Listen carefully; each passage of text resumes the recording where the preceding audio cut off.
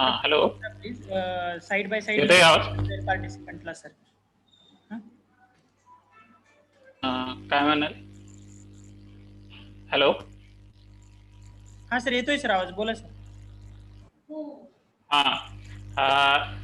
जे रासायनिक कीटकनाशक जे आहेत ते सहजरित्या उपलब्ध आणि तात्काळ त्याचे परिणाम डोळ्याला दिसत असल्यामुळे शेतकरी रासायनिक कीटकनाशकाचाच पर्याय निवडतात.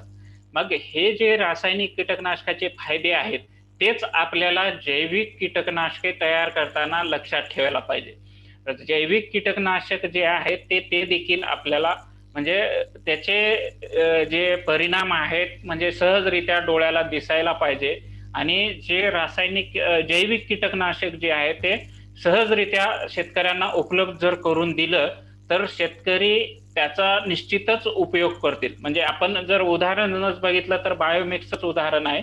शेतकऱ्यांना सहजासहजी जर उपलब्ध होत असेल आणि त्याचे जर परिणाम दिसत असतील तर शेतकरी म्हणजे जैविक कीटकनाशकाचा अवलंब मोठ्या प्रमाणात करतात. म्हणजे आपल्याला ह्या रासायनिक कीटकनाशकाचे फायदे जे आहेत हेच डोळ्यासमोर ठेवून म्हणजे जैविक कीटकनाशक तयार करून त्याचं मार्केटिंग केलं किंवा त्याची जर विक्री केली तर आपल्याला म्हणजे जैविक कीटकनाशकाचा खप वाढवणं शक्य होईल. नेक्स्ट.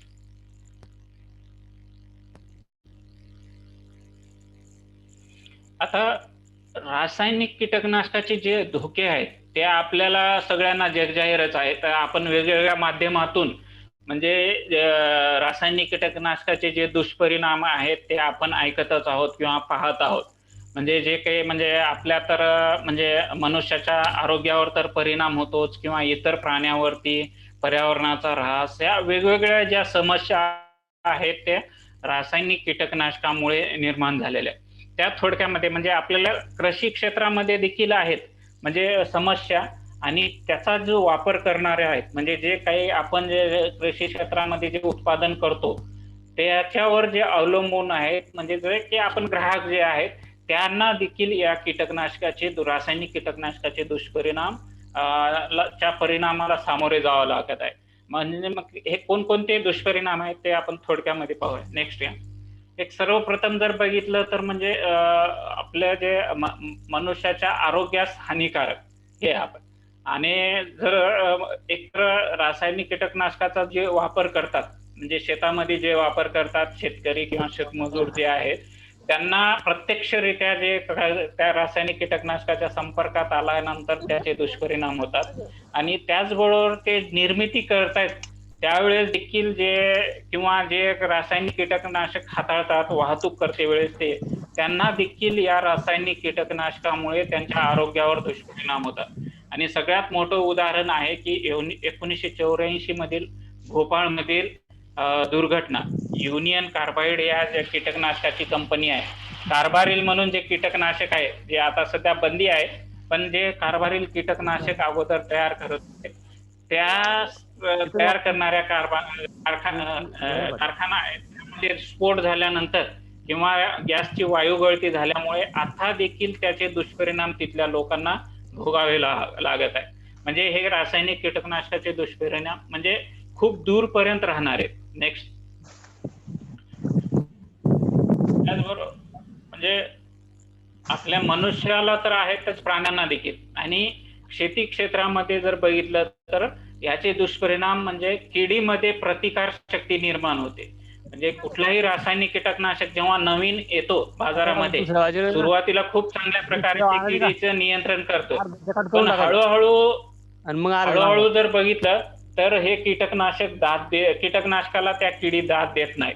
म्हणजे इथं जर पहिल्यांदा जर बघितलं या पहिल्या चित्रामध्ये हे फक्त लाल ह्याच्यामध्ये खूप कमी किडी आहे म्हणजे फवारणी केल्यानंतर जवळपास किडीचं नियंत्रण होतं पण जे काही शिल्लक राहिलेल्या किडी आहेत म्हणजे हळूहळू त्यांची संख्या वाढत जाते आणि त्या कुठल्याही कीटकनाशकाला दाद देत नाही. म्हणजे त्याला आपण कीटकनाशक प्रतिकार शक्ती म्हणतो. आणि सगळ्यात नेक्स्ट या याचं सगळ्यात मोठं उदाहरण जे आहे ते आपली कपाशीवरील अमेरिकन बोंडआळी किंवा हरभऱ्यावरील घाटे आळी किंवा तुरीवरील शेंगा पोखरणारी आळी.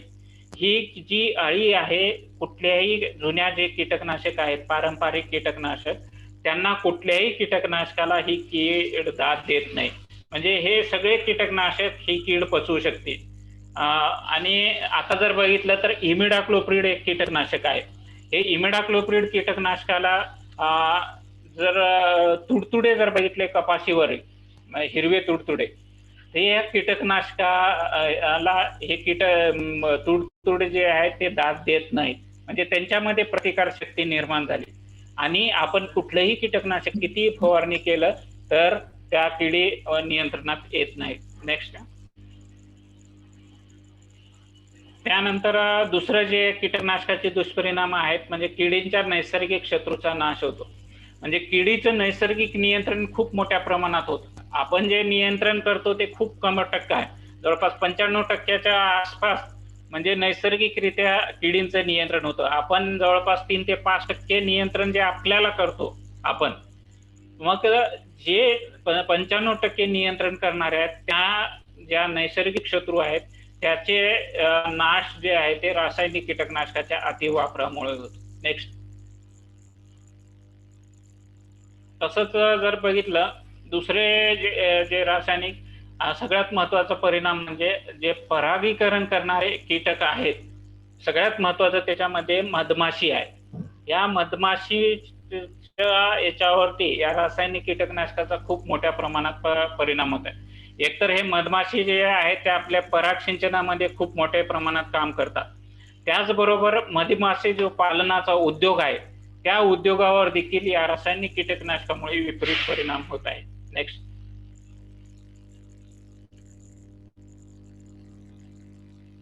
आणि तसंच झाडाच्या वाढीवर देखील परिणाम होतो. आता जर जे रासायनिक कीटकनाशक आहे योग्य प्रमाणात वापरलं तर तसं दुष्परिणाम होत नाही. पण बऱ्याचशा आता जर बघितलं मागच्या 4-5 वर्षापासून या रासायनिक कीटकनाशकाचे ज्या दुष्परिणामाचे खूप मोठ्या प्रमाणात म्हणजे उदाहरणं सामोरे येत आहेत. म्हणजे प्रत्येक हंगामामध्ये बऱ्याचशा शेतकऱ्यांना म्हणजे काय या रासायनिक कीटकनाशक अतिरेकी वापरामुळे पिकावरती विपरीत परिणाम झालेले दिसून येत आहे. नेक्स्ट.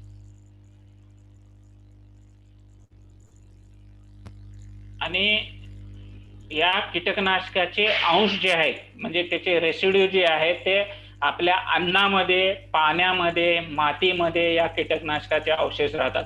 कारण की बरेचसे कीटकनाशक जे आहेत आताच्या नवीन कीटकनाशकाचे ताबडतोब त्याचं डिग्रेडेशन होतं. म्हणजे ते जमिनीमध्ये त्याचे नैसर्गिकरित्या लवकर ते बिनविषारी याच्यामध्ये कन्वर्ट होतात. पण जुने जे कीटकनाशक आहेत जसं की DDT आहे, एंडोसल्फान आहे, या कीटकनाशकाचे अवशेष खूप वर्षापर्यंत आपल्या जमिनीमध्ये किंवा इतर घटकामध्ये राहतात. आता उदाहरण जर बघितलं तर DDT आपल्याकडे 1984-85 ला बंदी आणलेली आहे. पण आता देखील या DDTचे अवशेष जमिनीमध्ये दिसून येतात. म्हणजे या काही कीटकनाशकाचे खूप दिवसापर्यंत अंश असतात आणि त्याचे दुष्परिणाम आपल्याला भोगावे लागतात. म्हणजे ह्या कीटकनाशकाच्या अंशाचा परिणाम आपल्याला ताबडतोब दिसून येत नाही. पण हळूहळू ह्या कीटकनाशकाचे अंश आपल्या शरीरात किंवा इतर सजीवांमध्ये त्याचे जमा होतात आणि त्याचे दुष्परिणाम आपल्याला हळूहळू दिसून येतात. म्हणजे ताबडतोब त्याचे दुष्परिणाम दिसून येत नाही. म्हणजे आपलं कुठलंही पाणी जर पाणी घेतलं तर त्याच्यामध्ये या कीटकनाशकाचे अंश आहेत. आणि एक शेवटचं म्हणजे या रासायनिक कीटकनाशकाचे दुष्परिणाम जे आहे ते पर्यावरणाचा ऱ्हास होतो. आता पर्यावरणामध्ये एक ठराविक अन्न साखळी असते. ती जर अन्न साखळी जर योग्य प्रमाणात असेल तर या पर्यावरणाचं संतुलन चांगल्या प्रकारे राहतं. नाहीतर एखादी याच्यामधली कुठलीही साखळी तुटली तर मग या कुठल्या ना कुठल्या प्राण्यांची संख्या अतिरेकी वाढते किंवा काही प्रमाणात म्हणजे त्या प्राणी काही तर नायनाट होतात किंवा काही प्राण्याची संख्या वाढते आणि ते आपल्याला म्हणजे पर्यावरणाचं जर संतुलन बिघडलं तर आपल्याला त्याचा परिणाम आपल्याला भोगावा लागतो. हे रासायनिक कीटकनाशकाचे दुष्परिणाम अशा प्रकारे आपल्याला सामोरे जावं लागत आहे. आता ह्याच्यावरती उपाय म्हणजे नेक्स्ट याचा उपाय म्हणजे जैविक कीटकनाशकाचा आपल्याला वापर वाढवणं गरजेचं आहे. म्हणजे रासायनिक कीटकनाशकाला आपण म्हणजे पर्याय नाही, पण त्याचा जर कमी वापर केला किंवा त्याचा अतिरेकी वापर जर कमी करायचा झाला तर आपल्याला ह्या जैविक कीटकनाशकाचा वापर वाढवणं गरजेचं आहे. आणि जे कीड व्यवस्थापनामध्ये जैविक कीटकनाशक परिणामकारक, पर्यावरणास अनुकूल आणि आर्थिक दृष्ट्या परवडणारे साधन म्हणजे हे जैविक कीटकनाशक आहेत. म्हणजे आपण रासायनिक कीटकनाशकाला पूर्णपणे आपण हटवू शकत नाही, पण या जैविक कीटकनाशकाचा खप आपल्याला वाढवणं गरजेचं आहे. नेक्स्ट.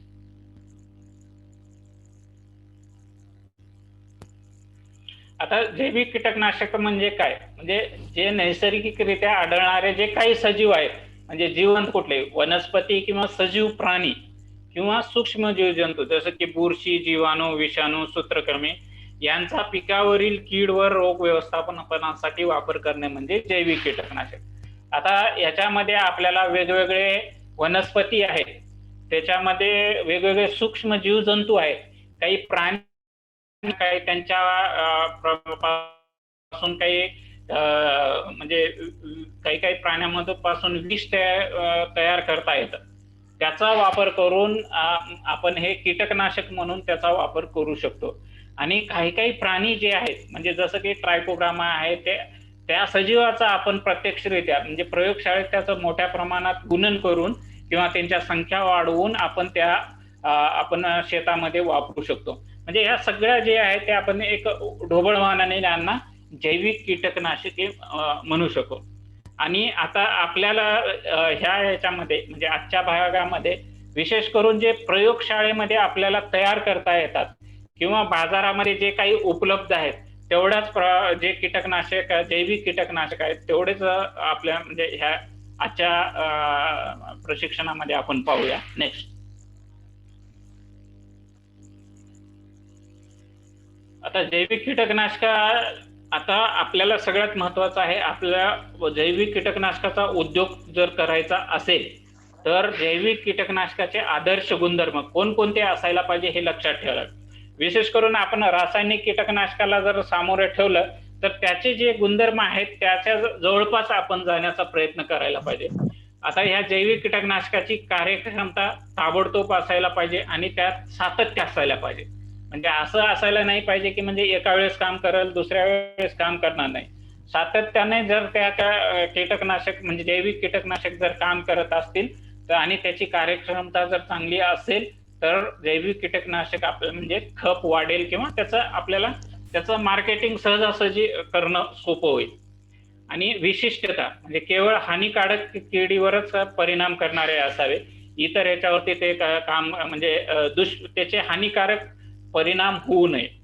आणि कार्याची कक्षा थोडी जास्त असावी, विशेष करून सूक्ष्म जीवजंतू म्हणजे जे बुरशी, विषाणू आहेत.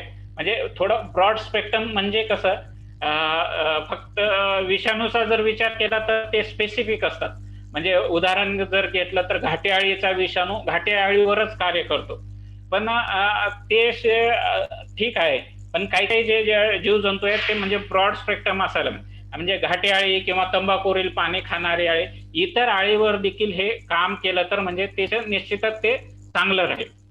आणि उत्पादन खर्च कमी असायला पाहिजे, म्हणजे त्याचा आपण ज्या निर्मितीचा खर्च आहे तो कमी असायला पाहिजे. आणि त्याची एक्सपायरी म्हणजे ते टिकाऊपणा थोडा जास्त असायला पाहिजे. आता जर विचार केला तर बरेचसे जे जैविक कीटकनाशक आहेत त्यांची एक्सपायरी खूप कमी आहे. ह्याच्यावरती देखील आता ह्याच्यावरती म्हणजे संशोधन आता सध्या चालू आहे आणि ह्याच्यामध्ये हळूहळू काही काही तंत्रज्ञान पुढे येत आहे. म्हणजे हे जे टिकवणं आहे एक्सपायरी याची आपण वाढवायला पाहिजे. आणि वापरण्याचे तंत्रज्ञान सुलभ असायला पाहिजे, म्हणजे सहजासहजी वापरता यायला पाहिजे तरच हे तंत्रज्ञान वापरतात. आता बरेचसे जे आपण जैविक कीटकनाशक वापरण्यामध्ये हे एक थोडा किचकट भाग आहे, म्हणजे वापरायला सहजासहजी सोपे नाहीत. म्हणजे एक उदाहरण बघितलं तर ट्रायकोग्रामा, हे ट्रायकोग्रामा हाताळणं किंवा वापरणं थोडं नॉर्मल जर शेतकऱ्यासाठी बघितलं तर हे सोपं नाही. त्याच्यामुळे ह्याचा प्रचार तेवढं सहजासहजी होत नाही. तेच जर उदाहरण बघितलं तर बायोमिक्स सहजासहजी लगेच ताबडतोब शेतामध्ये घेऊन आपण म्हणजे सहजरित्या त्याचा वापर करू शकतो. म्हणजे तंत्रज्ञान जर वापरण्यासाठी जर सुलभ असेल तर शेतकरी त्याला सहजरित्या त्याचा अवगत करू शकतात. आणि सुरक्षेचा दृष्टिकोन म्हणजे उत्पादकाच्या दृष्टीनं वापर करणाऱ्याच्या दृष्टीनं म्हणजे लक्ष नसलेले म्हणजे जे आपण टार्गेट आहे त्याच्या म्हणजे इतर नॉन टार्गेट म्हणजे प्राणी देखील यांच्याला आणि पर्यावरणाला सुरक्षित या सगळ्या बाबीचा विचार करणं आवश्यक आहे. आणि सगळ्यात शेवटचं म्हणजे किंमत व नफा याचं गुणोत्तर, म्हणजे उत्पादन करणारा फायदेशीर. आता जर बघितलं तर बरेचसे जैविक घटक, काही काही जैविक घटक आहेत त्याचा उत्पादनाचा खूप खर्च जास्त आहे आणि त्याचा जर म्हणजे मार्केटमध्ये जर गेलं तर म्हणजे ह्याचं प्रोडक्शन वाढवणं गरजेचं आहे, तरच आपल्याला हे म्हणजे त्याचं प्रोडक्शन म्हणजे किंमत तयार करण्याची किंमत आणि त्याच्यापासून जो नफा मिळणार आहे आपल्याला हा वाढत आहे. हे सगळे गुणधर्म जर असतील तरच आपण जैविक कीटकनाशक किफायतशीर राहील आणि फायदेशीर राहील. आता जर मार्केटचा जर हिस्सा बघितला म्हणजे एकूण कीटकनाशक म्हणजे रासायनिक प्लस सगळं जे कीटकनाशकाचा जर खप बघितला तर जैविक कीटकनाशकाचा हिस्सा आहे ते तो 3% आसपास आहे आणि हा हिस्सा आपल्याला वाढवणं गरजेचं आहे. आणि भविष्यामध्ये निश्चितच ही टक्केवारी निश्चितच वाढेल, कारण की शेतकऱ्यामध्ये किंवा सगळ्यामध्ये या जैविक कीटकनाशकाबद्दल जागरूकता निर्माण होत आहे. आणि निश्चितच आणि अशी अपेक्षा आहे की आता जे ICARच्या ज्या संस्था आहेत त्याने असं म्हटलेलं आहे की 2.3% या जैविक कीटकनाशकाच्या वाढीचा दर, वार्षिक वाढीचा दर राहील म्हणजे पुढे भविष्यामध्ये. आणि आता जर परिस्थिती बघितली म्हणजे आपल्या देशामध्ये जे काही कीटकनाशक आहेत, रासायनिक किंवा जैविक कीटकनाशक, याचं जे सगळं जे कायदेशीर बाबी जे आहेत त्या या कीटकनाशक अधिनियम 1938 अंतर्गत आहे आणि याच्या अंतर्गत नोंदणी झालेले 12 प्रकारचे जे जैविक कीटकनाशक आहेत आपल्या प्रकारचे. आता ह्याच्यामध्ये वेगवेगळे त्याचे स्वरूप आहेत, म्हणजे निंबोळी अर्क जे आहे म्हणजे आझाडिरॅक्टिन या नावानं नोंदणीकृत आहे, पण त्याचे वेगवेगळे स्वरूप आहेत. तसं ट्रायकोडर्मा आहे, ट्रायकोग्रामा, मेटारायझियम आहे, हे वेगवेगळे जे आहेत ते वेगवेगळ्या स्वरूपात आहेत. आता आपण एकेका जैविक कीटकनाशकामध्ये जे नोंदणीकृत आहेत आणि तयार करता येणारे आहेत याबद्दल आपल्याला पाहूया. याच्यामध्ये जर आपण बघितलं तर बुरशीजन्य जैव कीटकनाशके म्हणजे बुरशी पासून तयार झालेले, जीवाणूजन्य जैव कीटकनाशके म्हणजे जीवाणूचा वापर, विषाणूजन्य जैव कीटकनाशके, सूत्रक्रमीजन्य जैव कीटकनाशके आणि वनस्पतीजन्य जैव कीटकनाशके, म्हणजे ह्या घटकाचा वापर करून ते जैविक कीटकनाशक आपण तयार करू. आता नेक्स्ट एक एक कीटकनाशकाबद्दल आपण पाहूया. सर्वप्रथम जे बुरशीजन्य जे जैव कीटकनाशक आहेत त्यामध्ये पाहूया. आता किडींच्या व्यवस्थापनासाठी किडी आणि हानिकारक ज्या किडी आहेत आणि सूत्रक्रमी त्याच्या नियंत्रणासाठी हे जे आहे ते एवढ्या बुरशी आहेत. ब्युवेरिया बॅसियाना आहे, मेटारायझियम अॅनिसोप्ली आहे, सिडोमोनास फ्लोरेसन्स आहे, व्हर्टिसिलियम क्लॅमिडोस्पोरिलियम आहे, व्हर्टिसिलियम लिकॅनी आहे, पॅसिलोमायसिस लिलॅसिनस आहे, ट्रायकोडर्मा हार्जियानम आहे, ट्रायकोडर्मा व्हिरिडी आणि मेटारायझियम किंवा नोमोरिया रिलाय. पहिलं नोमोरिया रिलाय होतं, आता मेटारायझियम. याच्यापैकी फक्त हे शेवटचे सोडून बाकी वरच्या जे आहेत ह्या सगळ्या प्रकारच्या वेगवेगळ्या कंपन्याच्या जे बाजारामध्ये नोंदणी केलेले जे कीटकनाशक आहेत, फक्त हे शेवटचे नोमोरिया रिलाय म्हणजे बाजारामध्ये नोंदणीकृत नाही, पण आपण प्रयोगशाळेमध्ये याचं गुणन करू शकतो. आता सर्वप्रथम आपण नेक्स्ट घ्या, ब्युवेरिया बॅसियाना बद्दल पाहू. ब्युवेरिया बॅसियाना एक बुरशीची जर कार्य करण्याची पद्धती आहे तर बुरशी जे आहे ते हे जे बुरशी किडीच्या संपर्कात जर आली तर त्या त्वचेद्वारे ह्या किडीच्या शरीरामध्ये शिरते आणि त्या शरीरामध्ये या बुरशीची वाढ होते आणि म्हणजे त्या किडीचा मृत्यू होतो. म्हणजे जसं इतर कशाही कोणत्याही पदार्थावर बुरशीची वाढ होते त्याप्रमाणे ह्या बुरशीची वाढ होते. आणि बुरशीच्या वाढीसाठी आर्द्रता जर जास्त असेल तरच हे आपल्याला म्हणजे बुरशी जे आहे ते चांगल्या प्रकारे कार्य करतात. नेक्स्ट, आणि आपल्याकडे जर बघितलं तर खरीप हंगामामध्ये या चे रिझल्ट चांगले आहेत. आता याचे जर बाधा जर बघितले, विशेष करून सोयाबीन मध्ये ऑगस्ट सप्टेंबर या कालावधीमध्ये अशा प्रकारच्या आळ्या मेलेल्या आपल्याला दिसून येतात. आता बिवेरिया बॅसियाना कुठल्याही बुरशीमुळे मेलेली अळी जी आहे ते एकदम कडक होते, बुरशीची वाढ झालेली दिसते. आणि हे म्हणजे वेगवेगळ्या प्रकारचे आपल्याला रंग दिसून येतात. म्हणजे बिवेरिया बॅसियाना जर बुरशी असेल तर पांढरी आहे, नोमोरिया किंवा मेटारायझियम असेल तर हिरव्या रंगाची बुरशी, म्हणजे तिचा रंग हिरव्या प्रकारचा दिसतो. नेक्स्ट.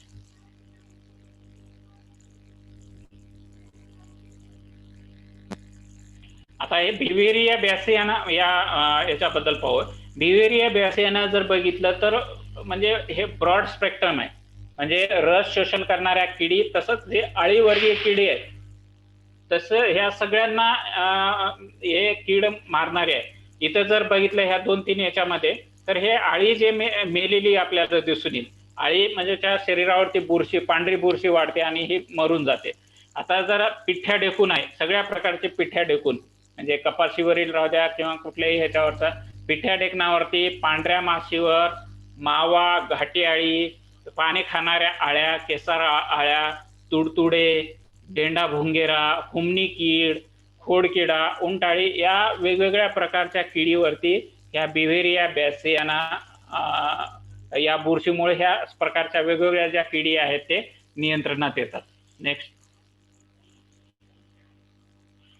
आता हे नोंदणीकृत जे आहेत, म्हणजे आपल्या central insecticide board and registration committee, म्हणजे हे एका रासायनिक किंवा कुठल्याही कीटकनाशकाच्या नोंदणी करण्यासाठी ती एक समिती आहे आपल्या, म्हणजे भारतामध्ये केंद्रीय कीटकनाशक मंडळ व नोंदणी समिती, CIB अँड RC असं आहे. त्यांच्याकडे ह्या प्रकारचे नोंदणी झाले वेगवेगळ्या कंपन्याचे. बिवेरिया बॅसियाना 1.15% WP, म्हणजे हे पावडर स्वरूपात आहे, आणि शेवटचं जे आहे बिवेरिया बॅसियाना 10% SC, हे लिक्विड स्वरूपात आहे. त्याचं जर बघितलं तर वेगवेगळ्या पिकावरती, कापूस, भात, हरभरा, भेंडी, पानगोबी, या पिकावरती वेगवेगळ्या किडीच्या नियंत्रणासाठी या बिवेरिया बॅसियानाची शिफारस केलेली आहे. आणि याच्यासाठी आपल्याला 70 ते 85% आर्द्रता असणं गरजेचं आहे, तर आपल्याला रिझल्ट चांगले भेटतात. नेक्स्ट. दुसरी महत्वाची जे आहे ते मेटारायझियम ॲनिसोप्ली, आणि सगळ्यात या किडीचं म्हणजे यशस्वी उदाहरण जर बघितलं तर हुमणीचे नियंत्रण या मेटारायझियम ॲनिसोप्लीमुळे खूप चांगल्या प्रकारे इथं जर बघितलं तर हे हुमणी जे आहे ते इथं हे चांगले म्हणजे निरोगी हुमणीची अळी आहे, आणि इथं जर बघितलं तर मेलेली हुमणीची अळी. आणि जमिनीमधल्या जेवढ्या काही किडी आहेत त्याच्यावरती हे मेटारायझियम ॲनिसोप्ली हे कार्य करते. आणि त्याचबरोबर वरच्या ज्या किडे आहेत, म्हणजे तुडतुडे, मावा आहे, काही पाणी खाणाऱ्या अळ्या, याच्यावरती देखील ही कीड म्हणजे मेटारायझियम ॲनिसोप्ली हे काम करते. म्हणजे बिवेरिया बॅसियाना आणि हे मेटारायझियम ॲनिसोप्ली हे दोन्ही जर बघितलं तर तसं ब्रॉड स्पेक्ट्रम आहेत, बहुआयामी आहेत, याच्यावरती काम करणारे आहेत. नेक्स्ट घ्या.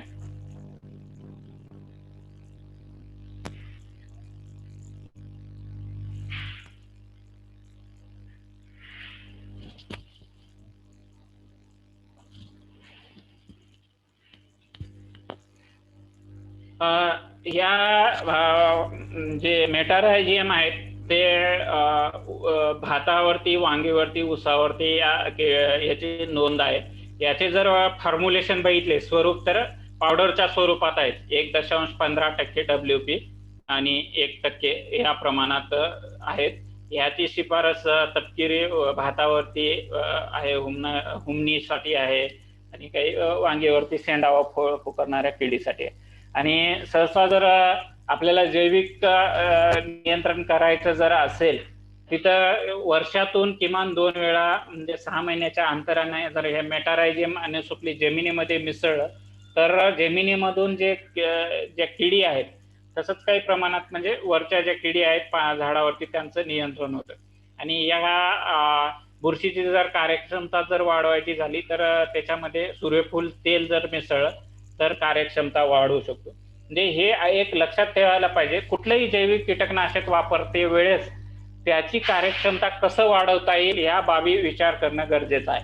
आता मेटारायझम हे बुरशी वापरताना हे सूर्यफूलचं तेल आहे, किंवा काही प्रमाण म्हणजे ताक देखील वापरतात. ताक देखील मिसळलं किंवा जर आपण शेणामध्ये जर मिसळून जमिनीमध्ये टाकलं तर याच्यामुळे देखील त्यांचं गुणन होतं आणि त्यांना चांगलं वातावरण, पोषक वातावरण भेटून त्यांचं गुणन मोठ्या प्रमाणात होऊन येतं. नेक्स्ट.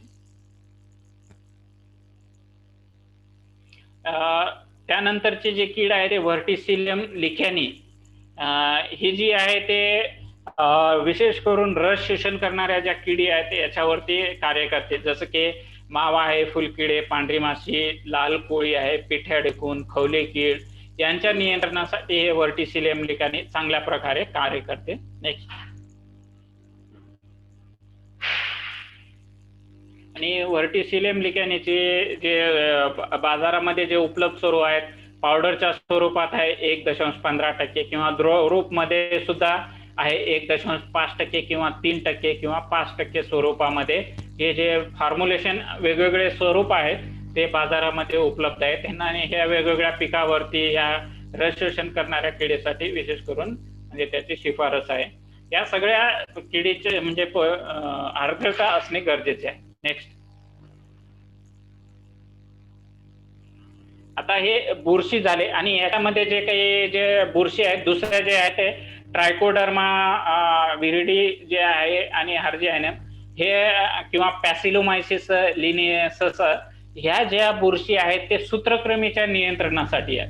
हे जे अगोदरच्या जे सगळ्या किडीच्या नियंत्रणासाठी होते आणि जे सूत्रकृमी किंवा निमॅटोड जे म्हणतो म्हणजे मुळावरती जे गाठी येतात त्यांच्या नियंत्रणासाठी हे ट्रायकोडर्मा विरिडी हर्जियानियम किंवा पॅसिलोमायसिस ह्या बुरशी जे आहे ते सूत्रकृमीच्या नियंत्रणासाठी वापरता येतं. आता दुसरा जे गट आहे सूक्ष्म जीवजंतूचा जे विषाणूजन्य जैविक कीटकनाशके विषाणू, आणि याच्यामध्ये 2 प्रकारचे विषाणू जे आहेत ते किडीमध्ये रोग करतात.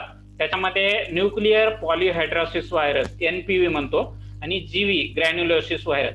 याच्यामध्ये जे आहे ते सगळ्यात महत्वाचं जे NPV आहे याचा आपण चांगल्या प्रकारे म्हणजे याचा प्रयोगशाळेमध्ये तयार करून आपण वापरता येतं आणि हे 2 जे आहे ते मोठ्या प्रमाणात उत्पादन केलं जातं आणि त्याची नोंदणी देखील आहे. घाटे अळीचा NPV म्हणजे न्यूक्लिअर पॉलीहायड्रोसिस आणि तंबाखूवरील पाने खाणाऱ्या अळीचा NPV. म्हणजे हे 2 NPV जे आहेत ते आपण म्हणजे मार्केटमध्ये आपल्याला उपलब्ध आहे. नेक्स्ट. आणि ह्या अळीचं जर वैशिष्ट्य बघितलं ह्याची एंट्री जी आहे ते म्हणजे खाद्यामधूनच म्हणजे पोटामध्ये गेल्यानंतर हे विषाणू कार्य करतात. म्हणजे हे जर विषाणू किडीच्या पोटामध्ये गेल्यानंतर म्हणजे मध्ये ते कार्य करतात आणि त्याच्यामुळं काय होतं सगळे जे मधले जे अवयव आहेत म्हणजे मधले जे रक्त आहे किंवा इतर अवयव सगळे जे आहे ते पूर्ण पातळ होऊन जातात. म्हणजे त्याचं आते म्हणजे द्रव स्वरूप तयार होतं आणि ते आळी जे आहे ते वरची जे त्याची कातडी आहे एकदम पातळ होते आणि अशा प्रकारच्या ज्या आळ्या आहेत आपल्याला म्हणजे झाडाच्या टोकाकडे खूप सारे दिसून येतात आणि उलट लटकलेले आपल्याला दिसून येतील. नेक्स्ट.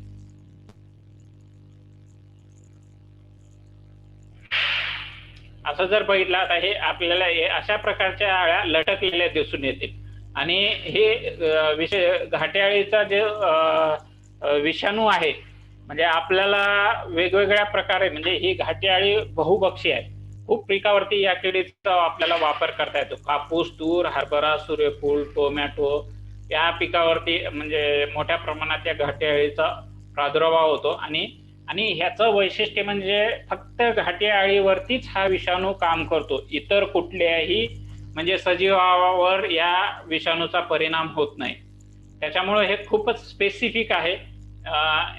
म्हणजे ह्याचा दोन्ही प्रकार आहेत म्हणजे चांगलेही आहे आणि एक थोडं ड्रॉबॅक देखील आहे. पण म्हणजे हे विषाणू असल्यामुळं म्हणजे स्पेसिफिक असणंच म्हणजे चांगलं राहील. म्हणजे फक्त घाटे अळीवरतीच हे काम करेल. नेक्स्ट.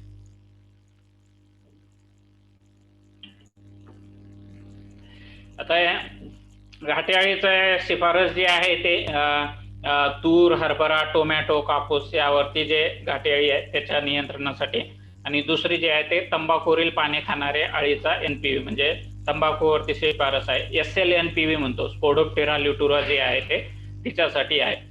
आणि HNPV कुठलंही वापरताना ह्याच्यामध्ये जे अंड्याचा, पांढऱ्या अंड्याचा बलक आणि नीळ हे टाकणं गरजेचं आहे. कारण की हे जे विषाणू आहेत, आपण जे काही NPV फवारणी करतो, सूर्यप्रकाशामध्ये याचं डिग्रेडेशन खूप लवकर होतं.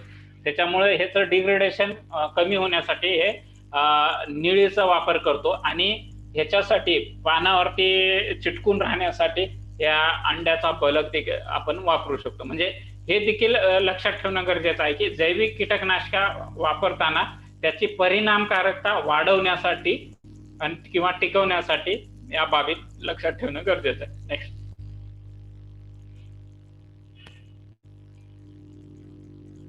नंतरचा जे घटक आहे ते जीवाणू. आता या जीवाणू एक सगळ्यात महत्वाचं बॅसिलस थुरिंजेन्सिस, हे जे बीटी म्हणून आपण जे सगळ्यांना माहित आहे, बीटी कापूस, हे बीटी कापूस येण्याच्या अगोदर देखील हे बॅसिलस थुरिंजेन्सिस म्हणून पावडर स्वरूपात किंवा लिक्विड स्वरूपामध्ये हे जे जीवाणू आहे, या जीवाणूपासून तयार केलेले कीटकनाशक बाजारामध्ये उपलब्ध आहे. आणि दुसरं जे आहे ते बॅसिलस पॉप्युली, बरेचसे जे आहे ते बॅक्टेरिया किंवा जीवाणू त्याचा म्हणजे या किडीवरती प्रादुर्भाव होऊन त्या किडी मरतात. पण म्हणजे मोठ्या प्रमाणात किंवा उद्योगाच्या दृष्टीनं जर बघितलं तर पहिलेच जे आहे ते बॅसिलस थुरिंजेन्सिस हे महत्वाचं आहे. नेक्स्ट. आणि बॅसिलस थुरिंजेन्सिस वेगवेगळ्या किडीच्या प्रादुर्भावासाठी वापर करता येतो. आणि ह्या बॅसिलस थुरिंजेन्सिस देखील पोटामध्ये केल्यानंतरच कार्य करतात. म्हणजे हे पोटामध्ये शिरल्यानंतर हे जीवाणू जे आहे ते एक प्रकारचे प्रथिने तयार करतात किंवा एन्झाईम म्हणतो ते.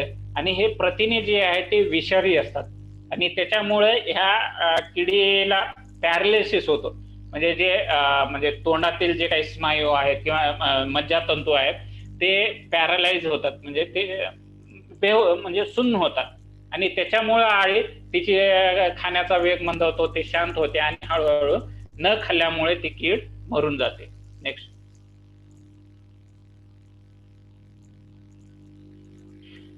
आणि हे शरीरामध्ये गेल्यानंतर कार्य करते.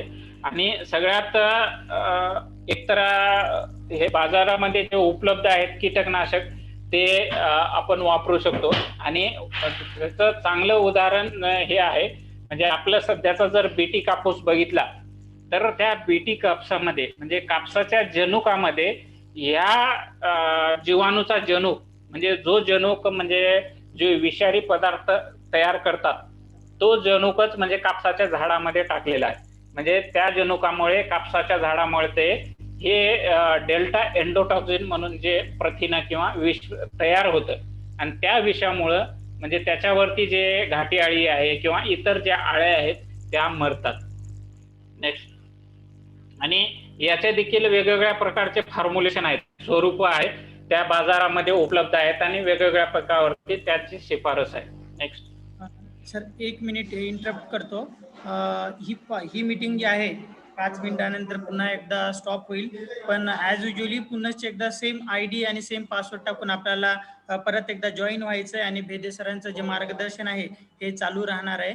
आणि ह्या तांत्रिक अडचणी जी येते त्याबद्दल दिलगिरी व्यक्त करतो. आता हे बॅसिलस थुरिंजेन्सिस वेगवेगळ्या स्वरूपामध्ये उपलब्ध आहे. आणि नंतर जे आहे ते सूत्रक्रमीजन्य जैविक कीटकनाशक. याच्यामध्ये मर्मिथिड सूत्रक्रमी हे जे आहेत ते मोठे आहेत, हे नैसर्गिकरित्या आढळतात. आणि दुसरं जे आहे ते DD-136 म्हणून हे जे किंवा त्यांना स्टेनरनेमा कार्पोकॅस्पी म्हणून आहे, याच्यामध्ये प्रजाती सूत्रक्रमीची. या पतंगवर्गीय किडीच्या व्यवस्थापनासाठी किंवा नाकतोडे, वाळवी यांच्या नियंत्रणासाठी वापरता येतात. आणि मर्मथिड जे आहे ते आपले हुमणी जे आहे त्या हुमणीच्या नियंत्रणासाठी मर्मथिड हे जे सूत्रक्रमी आहेत त्यांचा वापर. आता बाजारामध्ये 1-2 ह्याचे अशा प्रकारचे प्रोडक्ट काही कंपन्याचे आहेत, त्यांचा वापर या किडीच्या नियंत्रणासाठी करता येतो. आणि प्रयोगशाळेमध्ये देखील या सूत्रक्रमी आपण गुणन करू शकतो.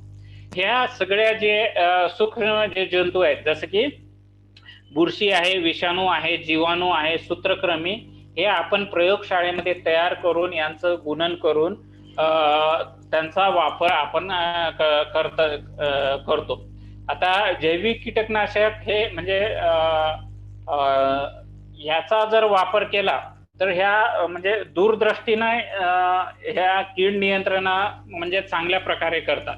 म्हणजे रासायनिक कीटकनाशकांना आपल्याला ताबडतोब रिझल्ट देत नाही, पण याचा जर चांगल्या प्रकारे वापर केला आणि जर जैविक कीटकनाशक जर चांगल्या प्रकारचे किंवा चांगल्या प्रतीचे असतील तर निश्चितच आपल्याला म्हणजे रासायनिक कीटकनाशकाचा वापर निश्चितच चांगल्या प्रकारे कमी करू शकतो. नेक्स्ट.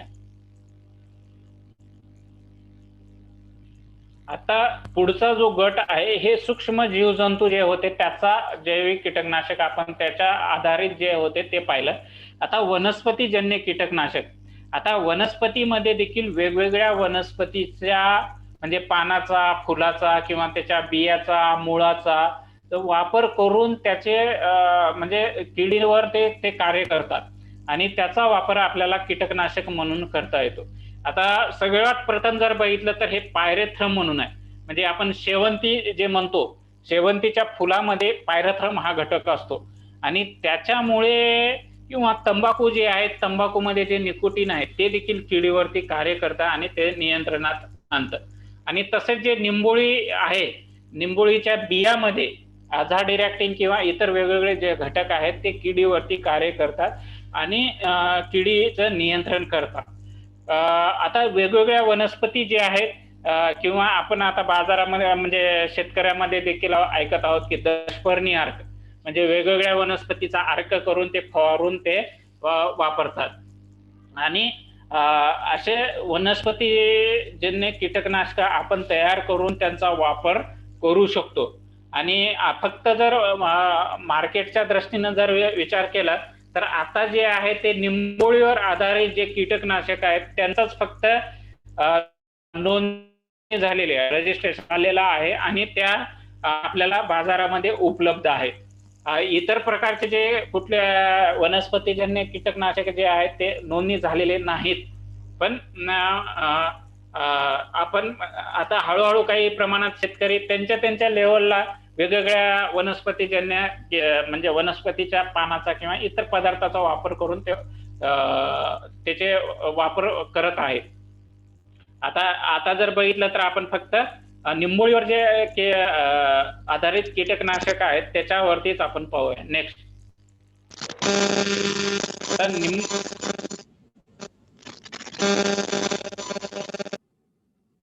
निंबोळी जर बघितलं तर म्हणजे खूप चांगल्या प्रकारे काम करतात. एक तर निंबोळी आपण म्हणजे वापर कशाही प्रकारे करू शकतो, म्हणजे खूप प्रकारे वेगवेगळ्या प्रकारे वापर करता येतं आणि वेगवेगळ्या किडीवरती आणि रोगावरती देखील हे काम करू शकतं.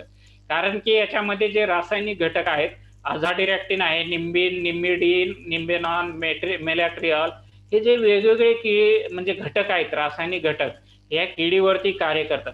पण याच्यामध्ये सगळ्यात जास्त काम करणारा आहे ते अझाडिरॅक्टिन हा घटक आहे.